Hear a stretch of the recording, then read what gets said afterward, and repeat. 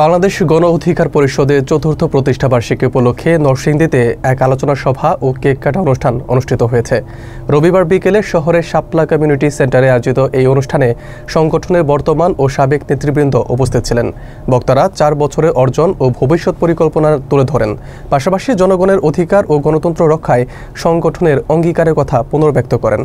বিস্তারিত থাকছে এস আলমের প্রতিবেদনে। নরসিংদীতে উৎসবমুখর পরিবেশে পালিত হয়েছে বাংলাদেশ গণ অধিকার পরিষদের চতুর্থ প্রতিষ্ঠাবার্ষিকী। রবিবার বিকেল 4টায় শহরের শাপলা চত্বরে অবস্থিত শাপলা কমিউনিটি সেন্টারে আয়োজিত এই অনুষ্ঠানে উপস্থিত ছিলেন সংগঠনের সাবেক সভাপতি নান্নু মিয়া, বিশেষ অতিথি হিসেবে উপস্থিত ছিলেন সাবেক সাধারণ সম্পাদক এরশাদুল ইসলাম এবং সভা পরিচালনা করেন নেতা সাইফুল ইসলাম স্বপন।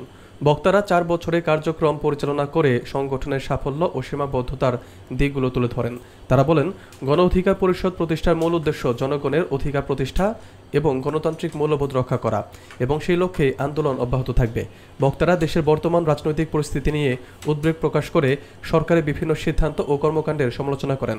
তারা আরও জানান, সংগঠনটি ভবিষ্যতে তৃণমূল পর্যায়ে জনসম্পৃক্ততা বাড়ানোর উপর গুরুত্ব দেবে।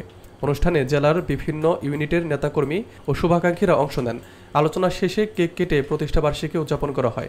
পুরো অনুষ্ঠান জুড়ে ছিল আনন্দমুখর পরিবেশ ও সংগঠনের ঐক্যের প্রতিচ্ছবি। একটা দেশকে ধ্বংস করার কোনো নকশা তারা বাকি রাখে নাই।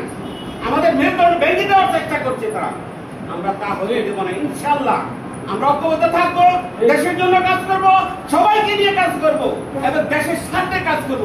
গণের জনতা আমাদের অধিকার, দেশ হবে জনতা। এই বলে আজকের বক্তব্য শেষ করলাম।